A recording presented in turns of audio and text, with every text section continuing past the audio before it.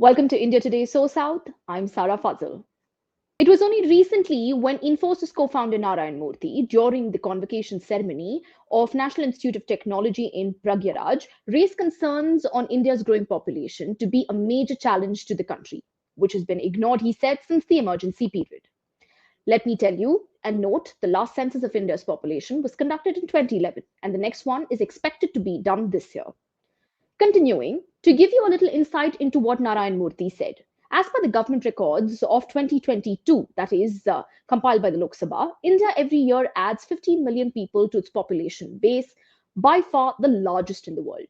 The problematic aspect is that India accounts for about 17% of the world population, worth only 2.2% of the world's landmass. India, which stood second to China in terms of population, surpassed it to become the first with a current population of more than 1.44 billion. Now, the aspect that Narayan Murthy, the Infosys co-founder, in his speech highlighted is that India has not paid attention to population control since the emergency period, which is making it an unsustainable country. So now let me explain how India's population has grown exponentially since the emergency period of 1975.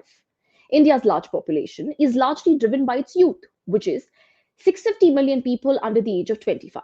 Now, experts have predicted that India's population won't peak until 2065.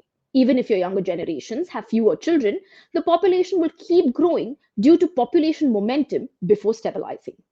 Now, although India was the first country, let me remind you, to adopt family planning methods in 1952, it was overshadowed by the controversial compulsory sterilization program during the emergency period in 1975, leading to a two-decade hiatus in discussing family planning. Then the focus shifted to female sterilization, with nearly 4 million performed between 2013 and 14. Until 2017, India's public healthcare systems offered limited contraceptive options, a situation that, according to experts, argue needed improvement. While the growing population of India, as pointed out by Narayan Murthy, may lead to unsustainability, the fact remains that the working age population of India, which is defined as people between the age of 15 to 59, based on the International Labour Organization standards, stands at 100 million as per the OECD data, which means younger than the population of a country, greater the potential to boost the economy.